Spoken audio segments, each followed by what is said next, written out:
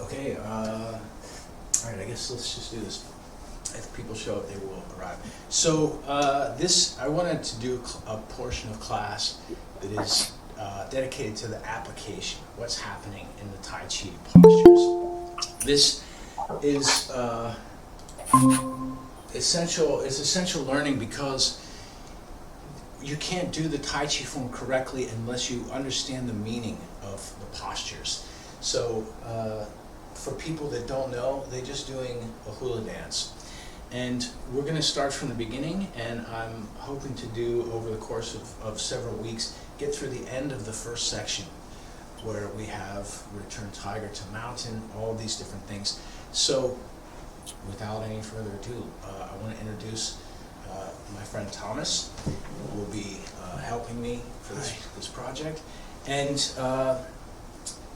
we're going to be, so for people at home that don't have somebody to work with, you're going to have to execute your imagination. You're going to have to use the power of creativity. If you want to have a seat for a second. Let's start with the idea for Tai Chi harmony, right? So when we begin our class, we allow our feet to touch. We bring our hands together in the center. And the very first movement, stepping shoulder width wide, this first posture has martial art application to it. So when I started my Kung Fu, studying Chinese martial arts, I started a school in our guun, right, which is the Mandarin term for dojo is guun. In our school, you had to have your hands above your waist any time that you were in the guun, right? And if you didn't, our teachers were not only heavily into Chinese martial arts, they were also U.S. military types, where if your hands were below your waist, guess what? Everybody's doing push-ups. So this is, from a martial arts perspective, from self-defense perspective, your hands being in this position means that they're ready, right? This, from here to here, is a much easier distance to reach from here to here. Another aspect of self-defense that we have to think about is the difference between self-defense and personal safety. Self-defense only happens when personal safety has run out. And this one is very good for personal safety, because if you're confronted in public by somebody that you don't like to deal with, somebody that's violent, and your hands are in this position, and an altercation occurs, and that person is injured greatly, and it goes to court. I'm speaking real, I'm sorry, we'll come back to the mystic Taoism later, but it goes to court, and they say, look, the defendant had his hands in this position and was trying to negotiate. This is a universal position of peace. There's no culture on the planet you go to and they go, oh, I'm offended by that, right? So this one conveys a message to your opponent. I'm a peaceful person, right? And it also conveys a message to the jury, to the observers as well. This person does not want to fight. So when your hands are here, you're ready. So this self-defense, even from yin, the static portion of it, you have self-defense from the very beginning, from Tai Chi harmony. But let's say you're in this position and somebody likes to grab onto your hands, right? I'm here and Thomas doesn't like me standing here, so he wants to grab my wrists, right? This is what people are going to do. What's the first thing that we have? The first posture, right, is going from Tai Chi harmony, this spiraling movement that we go from here to here. If Thomas grabs my wrist, and you like hold on, right? Thomas is a strong guy, right? So this very first, and remember, it's not just down and back. That's stupid because now it's open. It's the spiral, right? So if you relax just a little bit, I'm going to go slow, right? So I go down here, and this is already coming back up to whether it's to defend myself or to strike. So just from the very beginning, right? It's good, right? You use some power, right? So even if somebody's using power, right, is this same kind of thing here. If we're in this position, his arms are constrained the same way mine are. I can come back up through the center here, or come back in the center this way, or come back around. So we can be thinking about this, the hands. What are the hands doing? They're turning, the forearms are rolling. One of the aspects, if he grabs my forearms, is we use a lot of rolling the forearm so that you see it's difficult, right, to hold on. So just relax for a second, right, because I'm going to talk a little bit about. So from here, we have the same thing. This, you can see this Tai Chi spiral coming out from Tai Chi harmony to commencement. And commencement, the same thing. This, I'm not going to go into commencement, but this movement, this is like a whip. We can think of it like a tablecloth or like a silk sheet that we want to set out. But already there's a martial application for this type of thing. So starting from here, we have something already, and we're only into commencement. Now, in traditional Tai Chi, the Tai Chi not starting until you reach ready pose. But the ready pose was the purpose of our ready pose. Looks kind of stupid, right? If this is our ready stance, like Shingi, the ready stance is like this. You know, Bagua, different boxing styles have different ways they're gonna stand. So ours is sort of like this. What's the purpose? The nickname, some of you that have been around for many years, I don't actually refer to it as this, happy bear. So TC would say, like, when a bear, when they get up on their rear legs and they're looking around, they have their hands at the ready. It's completely relaxed. That's why my hands are here. You can keep it circular, this holding the tree, holding the ball, this type of thing. You can leave it relaxed. But if you look at this structurally, I'm rooted. I have a type of horse stance. My spine can turn in any direction, and my hands are completely able to change. So this ready stance is actually quite effective. It allows us to get into any position quickly. And we're going to talk about grasp the sparrow's tail and ward off, because when we're practicing the Tai Chi form, after we sit in commencement, the idea is the movement doesn't actually end until we return back to our standing position at the end. So all of these, where I put a break for ward off, is to illustrate sort of a portion of the river. So let's look at the meaning for grasp the sparrow's tail and ward off. If power is coming to my center, if Thomas is using his right hand and he's punching towards my center, right? Something like this. You can see his step, but he's punching lower, right? He wants to sock me in the gut, right? Don't actually sock me in the gut, please. When you practice with Kung Fu, if you're studying with somebody where you're doing actual striking and stuff, you should wear the proper equipment, right? And make sure that you practice with the right people. So as he's punching, I'm standing here, I'm just minding my own business. Here comes the power, slow. I'm going to grasp the sparrow's tail. The meaning of this, the first one, is just creating a spiral to take his power, which is in the center here, right, and move it off to the side. And now I have access to the ribs, to the side, and I can even move this way. So the idea is, if he's punching in my center, grasp the sparrow's tail, I can also use this to sort of move his structure, right? So especially if he has power, because he was, in this first example, he's stepping with his same side hand and foot, which is correct, right? We're gonna examine multiple different ways. So if he's punching towards my center, and I do this, if he has any momentum, if he just does this, for me, if he just with just your arm, not your body, right? Just your arm like this, right? That doesn't take anything.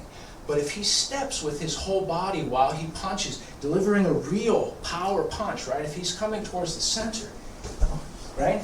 I can just turn my waist. So when I'm here, this grasp the sparrow's tail, and by the way, in the form, we represent just turning the foot. But you see, I may have to move that out of the way, right? It can be either. You can be static, right? So if his power is here, I can turn and do something like this. Or if when he's punching, right, and he steps, you want to step with power, right? I can move my base a little bit to accommodate. So Question? Brian, Yes, go ahead. I noticed that you're pushing him off to the right and you're turning him so that the back is exposed. Are there any circumstances under which you would do the opposite and move him in a position where he's front facing to you, or that's just too dangerous No, to do? that would be incorrect. Okay. I'm gonna cover that, right? I'm gonna talk about why don't I do left grasp the sparrow's tail. In fact, let's do it right now, right? So, if I'm here and he does the same thing, he's punching with his right. I want to do now instead. I'm happy bear. Power comes into my circle, right? As power comes in, I would say, oh, it's his left hand. I want to do left grasp the sparrow's tail, right? Now it's open. Let's change positions. If you stand here facing the other way, same exact thing. He's going to punch so that the camera can see the angle, right? The left hand? No, same exact thing. You're going to punch.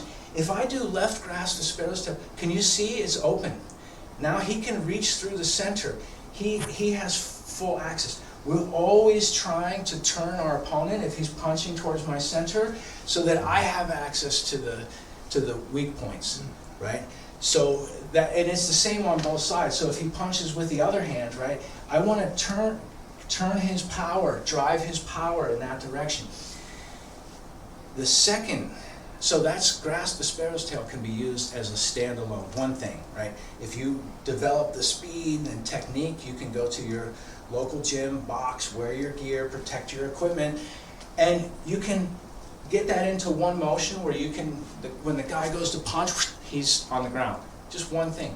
But we can also start to connect kind of like letters or syllables from a dialect. We can connect grasp the sparrow's tail to ward off.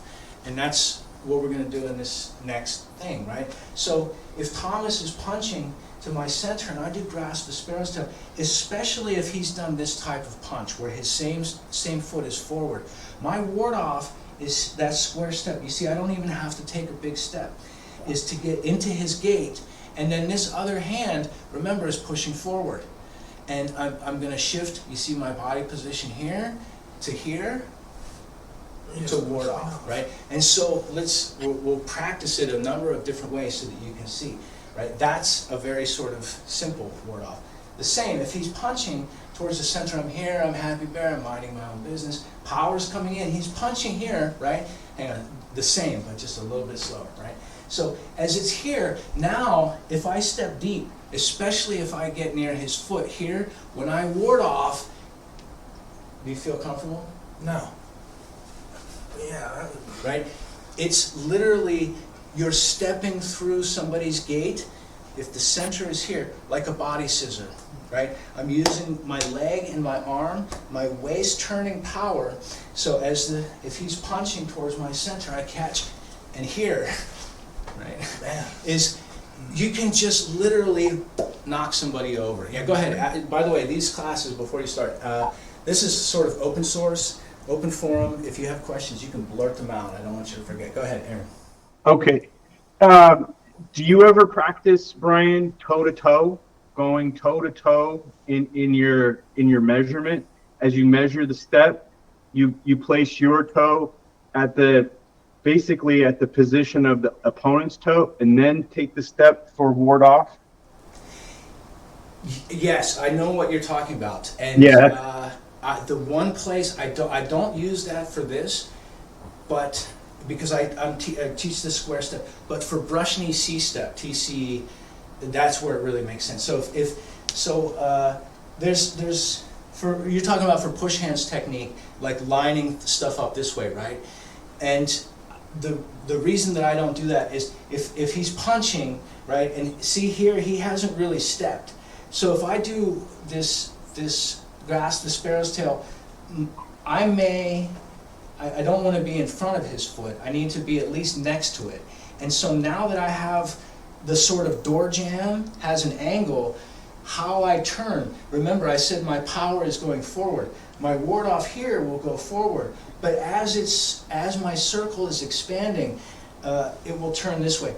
So to get back, I don't use Brian, it. why aren't you in danger in that situation of getting kneed or kicked? I mean, is the idea that you just know that you have so much control that that can't happen? So here's the thing: go again slow, like you're punching about that speed, right? Is here he's got his weight. If he wants to knee me, he's going to have to.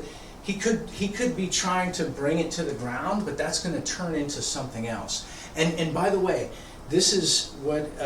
To answer your question, what happens if, let's switch again. What happens if I do a left? What if I make a mistake? He punches, right? And instead of using this hand, go ahead, punching, I use this one. Now it's like a game of chess, because then he's going to reach to punch with the other one, right?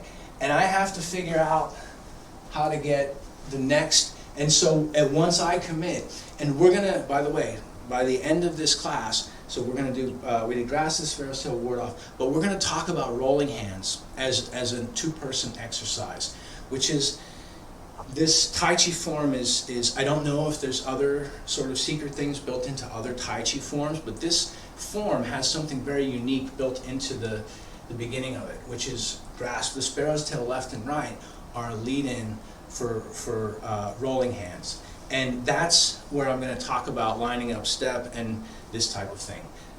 Aaron, do you want to add something to that? Do you want to talk more about that? Just only, so from commencement, from Happy Bear, we can avoid it. Your weight is on at the beginning of grass sparrow tail. Weight is on the right leg. The left leg has a moment to decide before you've committed, right? You're still soft, you're still listening. You can still, before you commit to the catch, before you commit to adding any additional power, you're still in listening mode, and your foot is still in listening mode. So where you place the foot, you can actually step further behind the guy than where you were at before. This is a great point. By the way, this is what we're practicing when we practice Tai Chi. This is a type of like exercise in your mind to say, what if the guy changed a little bit this way, right? Or like here, if Thomas punches to my center and I step back this way, and now the same thing. What if I say, okay, I want to step to here and turn? So when we practice the Tai Chi form, when we practice slowly, we say, all right, I need to step all the way to that corner, and we can practice to get into that deep. Or you have an injury, so you know what the meaning of the posture is. You say, oh, my ankle hurts, I'm only going to step to here to ward off. You can practice, this is what I wanted to get to, is that the Tai Chi form can be used in any way. You can practice with a very different type of imagination. Let's try the other side, right? So let's switch back. If you go over here, and what if he's punching with his other hand, right? I'm here, and I want to do grasp the Sparrow's tail on this side. By the way, one of the ways that I prevent the kneeing in the center is if I step back here, I'm using a square, right? So I know that this camera has kind of a wide field view. Let's have a rest for a second, right? So if I have a square step, and I have this square, I don't know if my feet look parallel. This one looks like it's sort of shooting off to the side. But if I take that square and I line it up this way, I have the same square base. It's just now it's a diamond, right? The square comes out like this. So in the first scenario, we have a square, and my feet are on the corners here. But this same square, if we rotate it 90 degrees, is here. And one of the benefits of that is this. I can close that knee very quickly. And I can actually use that knee to deflect something off there. I don't know how to describe this. I don't know how to talk about this in a non-personal way. I grew up around other boys. I have an older brother, and I grew up in a suburbia neighborhood where there were lots of boys. My groin reflex is, should knock on wood, is top game, right? So I don't know how other people dealing with that, but I have a good sense of protection. And for us, the way that we do it is, remember, our ready stance, this is theoretical. We're never facing an opponent like this. You're going to take a shot right to the center, whether it's from their thing or whether they're driving in to shoot in on your center. We're not standing like this. It's here, right? But when we're doing the form, you have some idea. What if you are standing this way? How does it look? We may have to change our step. We may step in, and that step in in the form, we practice a perfect square. But you see, in real life, it may need to change. His foot may be further back. I'm no longer in a square, it's a rectangle, but I need to win. We need to survive, we need to win. Questions, thoughts, comments, ideas so far? Okay, let's try the other side. Just so that we can say that we've done grass, the sparrow's tail, left and right. I'm here, you're punching with your left, so I'm gonna catch with my left. Same thing, same technique. And then here, if I step forward, I can use this. And so do this, like step like 2 feet that way. Right? Now come back in. This is the ward off. I want it this hand, I can let this rest. Right? Or we're never grabbing. Because as soon as I grab, he knows where my center position is. But if I just rest this hand on here, or like think of it like a socket wrench, I can use that cuff, these first few fingers with a little bit of tension here to guide that and add the weight here, and then I'm counter splitting here. Another aspect when we're doing this is I can start to turn both wrists. Remember we said earlier, if he grabs my wrist, we don't like to, in Tai Chi, it's not part of our art to grab, because when he grabs my wrist, I can feel his center. Stiff arm, use of power, right? So even here, you see that? If he's so firm, he's so stressed out, I can just shift my center and move his whole structure. So the idea is for this ward off, and the other thing too, if he's grabbing, turning the forearms. This type of turning of the radial and ulna, these two bones in the forearm, turning around this, is in every it's a Tai Chi principle. In every posture, those two bones turn. So when we start, grasp the sparrow's tail, very easy to find. Ward off, those bones are turning here. And what that does is, if I press against Thomas this way, right? It's easy to resist, right? You resist, right? Like, yeah. But if now the surface that he's leaning against, right? If you push it, you can actually push against it, right? So it's easy to lean against a wall. It's difficult for him to lean against a wheel. So keeping that surface, your opponent wants to put their weight on you. We can support them, but why would we want to support that? Instead, we can make this surface moving, and it makes it more challenging. They can't actually put their weight on it. When they feel like they have their weight on there, we drop it out from underneath them. We don't let.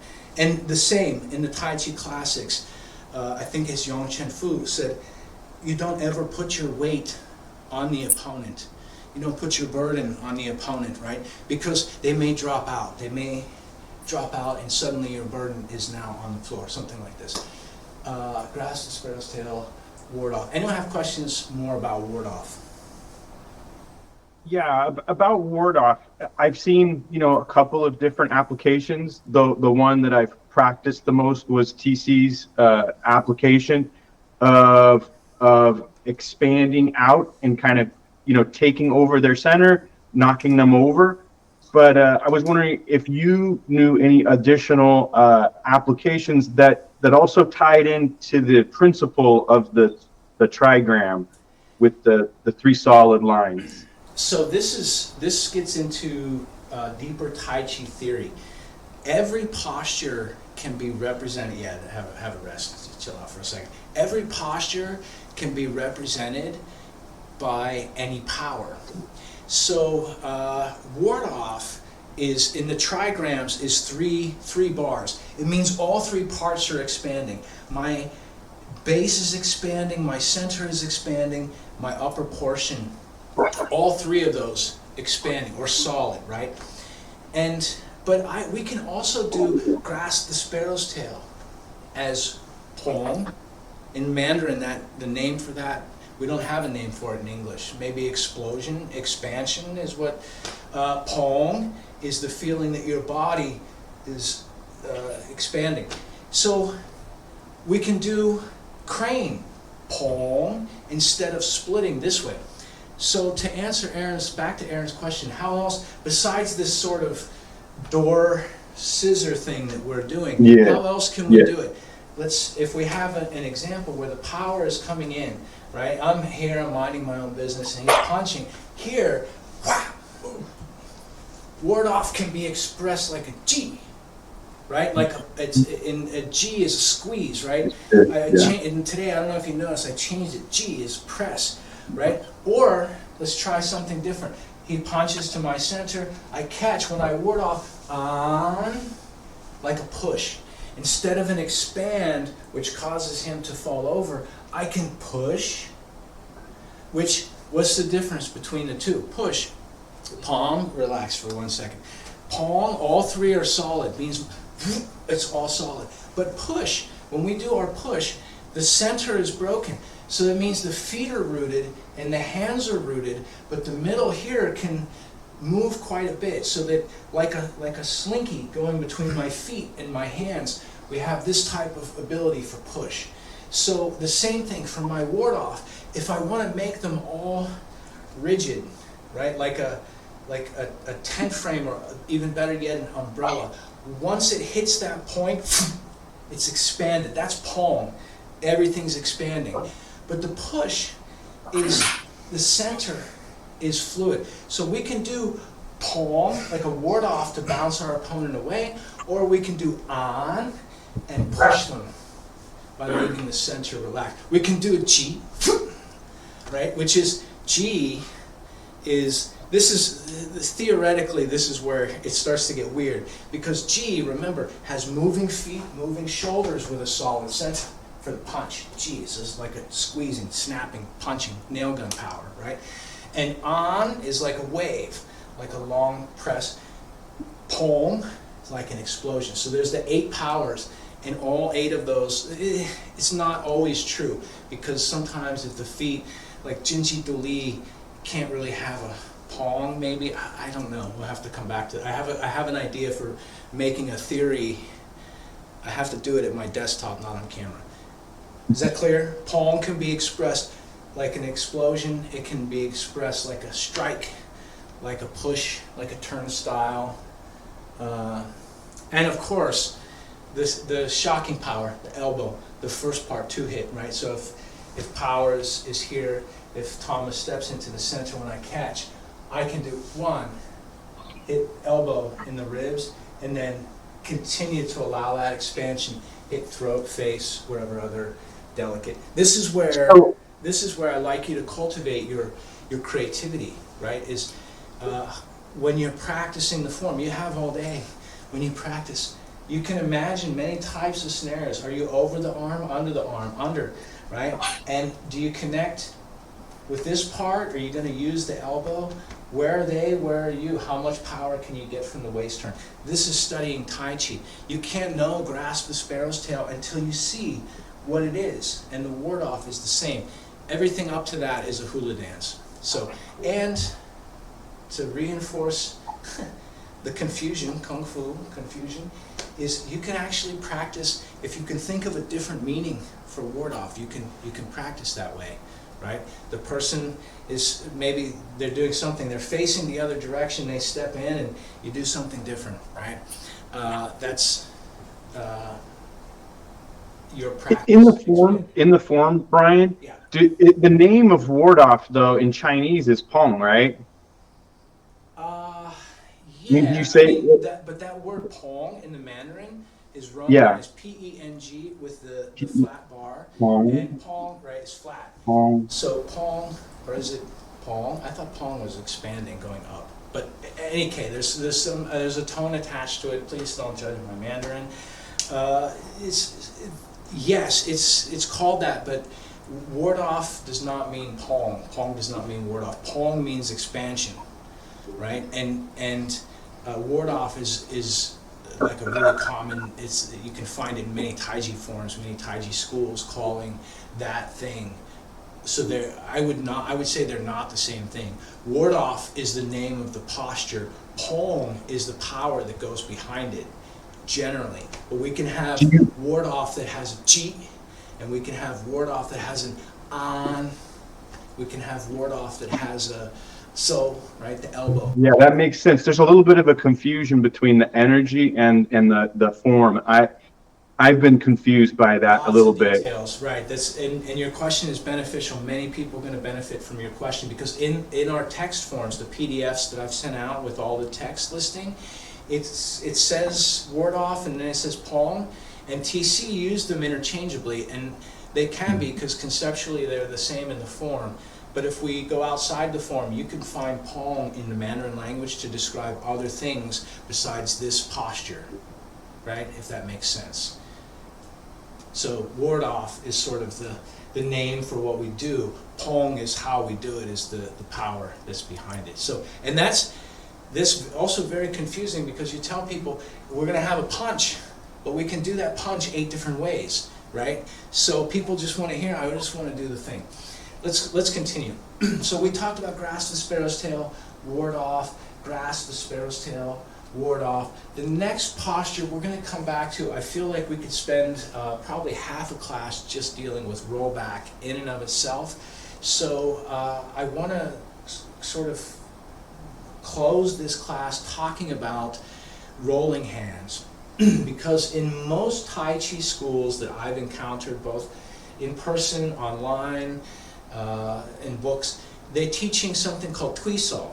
Tui So is the word for hand. Tui is like push, but not on. Tui is like push-pull, right? This kind of push. So Tui So push hands is like if you have an opponent, we'll just do like a one-handed exercise, and his hand is here, and then he's going to press forward towards me, and I'm going to press forwards towards him, and he's going to press forwards towards me, and we're just standing here doing this sort of back and forth, right? This pushing, so push forward towards me, and then I'm going to push forward towards him. So just relax. So this is like a one-handed push hands exercise for people that have seen this type of Tui So. And then you can have a two-handed type exercise as well, right? Where if he's pressing, he wants to press in on my arms, right? And then I turn to press his. We'll come back and do some of that stuff.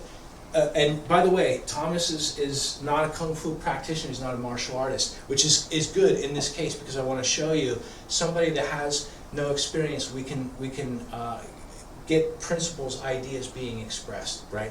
So if you relax for just a second.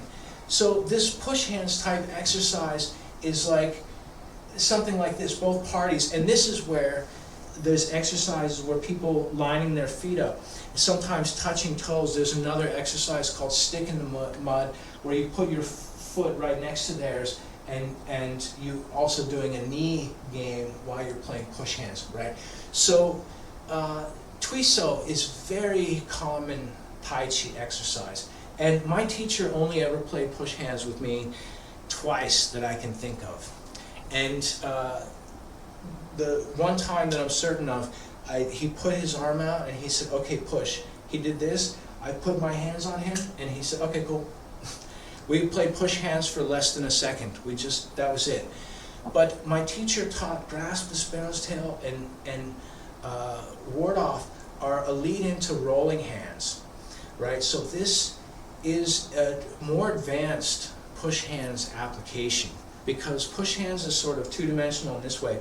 And the idea is if I do grasp the sparrow's tail left and right, even from just a basic self-defense thing, if I'm standing here doing this and Thomas tries to reach into my center, right, he wants to reach anywhere here, doesn't matter when he reaches in the timing because I'm going to connect to it, right? So like a fan blade, we have these two fan blades. But if Thomas does the same thing, right, if he's doing the same thing that I am, so if we're facing each other, right, and you have your hands up like this, and then you turn, and you turn this way, right? Yes, exactly. And we do this, we're going to connect our arms.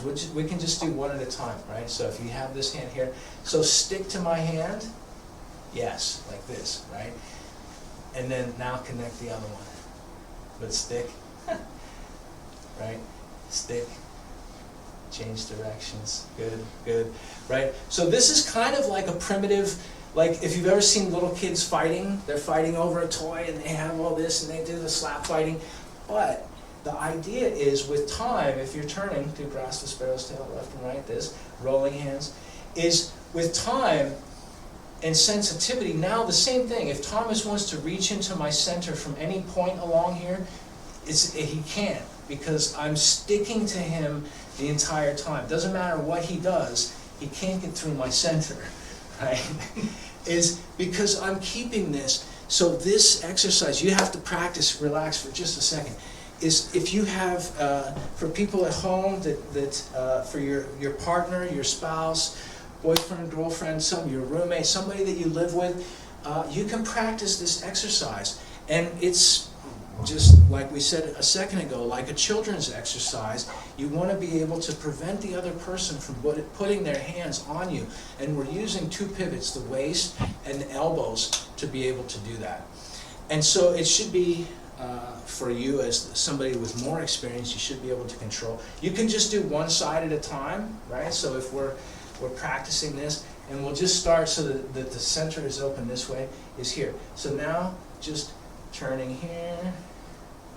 Let's go the other way, right? And so getting the coordination with the other person. You see the movement here is, I'm making a big exaggerated movement, but it could be fairly small, right? And so I'm sticking, and now I can tell Thomas, use that same hand to reach to my center, right? Try to grab it anywhere along the curve. And by the way, this can change directions. And what happens, it's into push hands exercise. If they disconnect, there's an opening, right? So both parties always want to stay connected to the other person. Let's try that again, just the one-handed exercise so you can see. So if we're turning, right? We're doing this type of thing. And as he reaches, he says, I want to reach into the center. As soon as he disconnects, my hand is free, right? So the concept, and it's the same here. So what if I'm trying to reach towards your center? Don't let me, right? Here. And then, yeah, but stay sticking. The goal is to stay connected. So if you feel, if I start to pull the pressure off, stick to it. Always sticking, yes, to my arm. That's good, yes. But now make it uniform. Let's just turn some circles here, this way, right? So you can practice this. Now turn the other way. You turn. And see, don't let me disconnect. But if I do disconnect, pop, right? It's the minute we're using that sticking to know where our opponent is so that they can't reach into our center, right? So if we're turning, grasp the sparrow's tail left and right, this turning, it's okay, right? Keep turning, yes, good, good. Just like you're turning two circles, right? Like the old Karate Kid movie, he says wax on, wax off.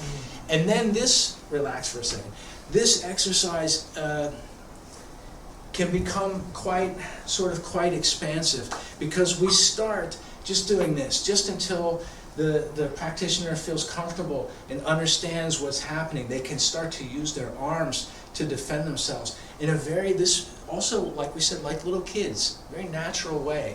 The other little kid wants to take your toy, no, like we're defending ourselves, right? So this, now, the same, when we go back to the form, we have the square step, we talk about holding the ball. When we play rolling hands, we want to have that same shape. I don't want to let the shape compress, because let's practice a little bit, right? So I want to have this round shape. And if we're just turning, right, like turning the arms, grasp the sparrow's tail, but we're connected.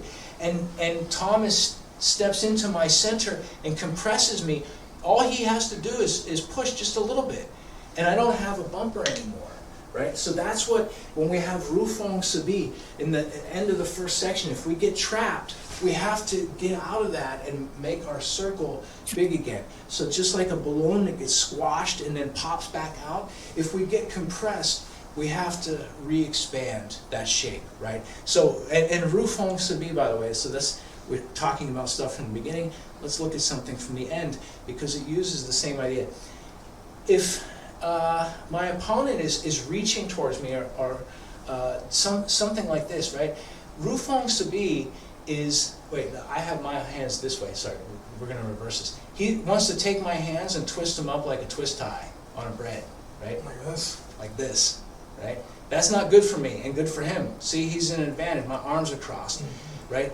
Except, to get out of this, because I don't have any arm power, I have to use my waist power. So I'm going to turn to the left, but this time, hold on, right? So I'm here, I'm doing something, he grabs my arms, twists them up like a twist tie, and then from here, yeah, hold on, don't let go, I'm going to turn one direction, and then I'm going to turn back the other direction, right? So relax for just 1 second. So the idea is I'm going to clear this arm and then come back. And here I'm not using, I didn't use power on the last one, but let's do that. So twist the arms, twist tight, right? Is here, if he's holding on, when I turn my waist this way, now this hand is free. This other hand is not free, but take a step back that way. I'm loaded up to turn the waist and press right to the center. So let's go again, right? Is here, twist, right? I'm gonna turn, free this one, and now this one is coming back. Let's say I can't, he's so powerful, I can't reach that hand, pop, the other hand. If your opponent insists on holding on to you, that means that is, they also lose the advantage of that, and you have some other opening because you're using that. And the more he holds my hand, my wrist down here, the more I can use that to find openings. He can't block with that. He can't attack with that. He's limiting it. Okay, fine. We have other things we can use. Before we continue, questions, thoughts, comments, ideas on grasp the sparrow's tail and ward off, relax. Oh, Brian, Yes. actually, I do have a question. I thought with Rufong, you were sliding one arm under the other to kind of knock that hand off. But in this case, you're focused really on just a waist turn and using momentum to throw him off balance. Is that because that's actually more effective, or you're just adapting to circumstance? It's adapting the circumstance. It's both. Remember, like we said, when you practice the form, you're like a calligrapher. You have all the time in the world to make the perfect font, the perfect typography. So we can take the time to make our square step perfect and our Tai Chi shape for our press look exactly like a yin-yang wave going back to the Tai Chi symbol, right? But in real life, when a dog jumps, the big dog jumps up, you don't have time to say, oh yes, it becomes like your handwriting. It becomes very sloppy. When I sign my signature, it's not like my handwriting, not like my, even cursive is very clear when I have the time to do it. So, but the feeling, the purpose of this is, in Western culture we talk a lot about weightlifting, right? People want to pump up their muscles real big. And the weightlifters do not want muscle memory. You know why? Because then it just starts to work that one part of the muscle and the rest of it can't get all pumped up. So what we need to do is change the routine all the time. But in Kung Fu, we're not using muscle, we're using tendon power, which is snappy, not relying on being built, but we can cultivate it. And instead of muscle memory being a detriment, if you're used to pressing palm right to the center all the time, in that moment when you panic, when it's somebody attacks you or something comes out, you're used to pressing in the right place and it comes out correctly. So in Tai Chi, we can practice the form all day and get all the muscle memory we like, and we want that because then our leg's going to get very strong being able to stand on one leg. Like Aaron said, the stepping, your feet get you in and out of the fight, get you in and out of the battle. So the stepping, very important. And if you can step this smoothly, this slowly, with this kind of body control, then you can definitely do it fast, right? If you have that kind of balance, your toes used to being activated with every step. As your body and mind and your chi improve, you can move faster and start to see how that comes out, how that works. So muscle memory, repeating the form. My classes, you see, feet together, hands together, pull your head up, tuck your chin, connect this, that, the other thing. I'm repeating the same thing over and over again for years because that's what my teacher did for me.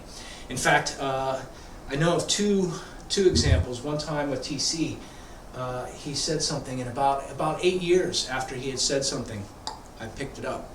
Later with Master Yun, when he was teaching Sheikwa, he said those words for 3 years to me until I finally said, I don't entirely know what we're talking about. And that's the way Kung Fu is. You may hear something over and over again, but it's an internal principle or it's an abstract concept, so it doesn't make sense right away. That's why it's called Kung Fu. Confusion before enlightenment.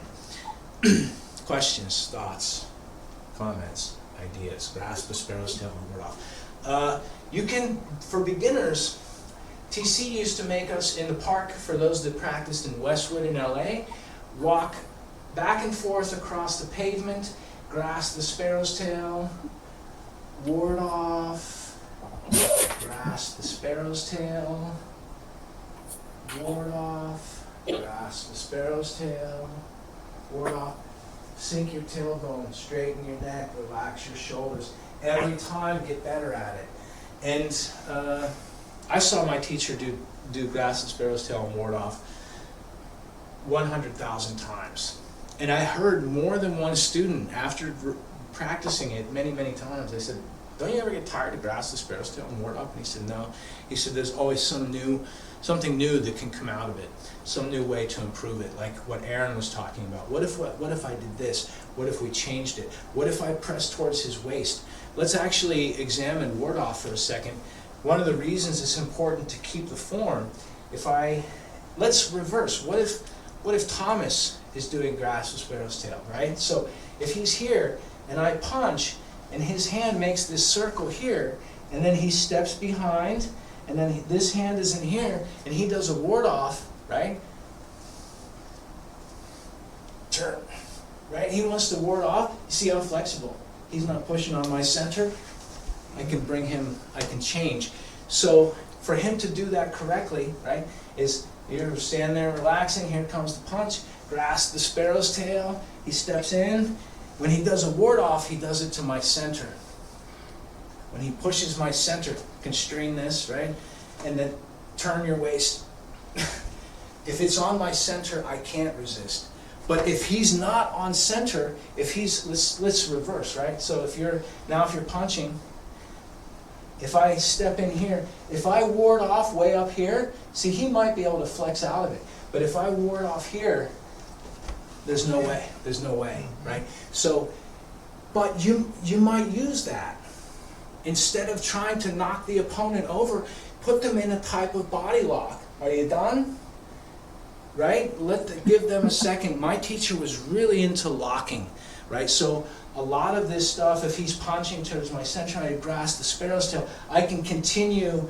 Here, let's go closer to the camera so they can see your wrist, right? So if his power is coming in and I catch, I can continue to turn this while I do the push-pull, right? This thing. So this grasp the sparrow's tail can continue to spiral. My teacher loved to lock joints, right? So if there's a hand here, turn the knuckles, turn the fingers the wrong way, turn the thumb against it, right? All these different things to control the opponent. We can use, if he's punching, I can use ward off to constrain my opponent. Are you done? If he's still angry, I'm not going to let him up. If he still wants to kill me, but maybe he comes to his senses, okay, all right, fine, relax, right? But if not, you continue to expand to push through something, right? And so we can use ward off as a lock. Is that real? Is that possible? How does that work? Right? Yeah. Okay, it looks like we have about 5 minutes left in this class. Questions, thoughts, comments? It actually went really well. I did not have my trigram diagrams, but I think it should be very clear even without that extra material. If there isn't any other comments, let's actually do some Qigong. Thomas, if you join me. Make your feet shoulder width wide. Let's have a little bit of space go right, so your center's right about there, but try not to reach the wall. And sink your tailbone. We're just going to do some breathing. So inhale, like you're scooping in all the air, and then let it relax. See if you can let your hands be supported by the air. Go at your own pace, and think about all of the activity that you've seen today. All the energy, all the movement, the dynamic application of the form. And imagine that information going towards your center, collecting in your dantian, in your navel, your belly button. Keep breathing.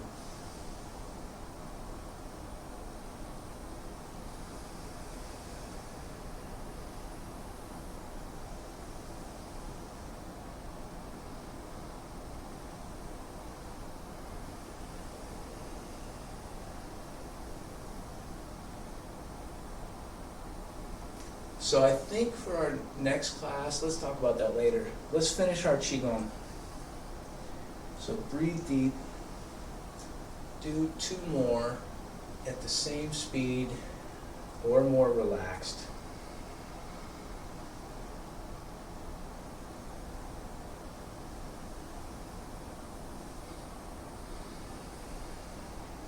And then bring your feet together. Bring your hands together. And then calibrate. Pull your head top up. Relax your face. Open your vision.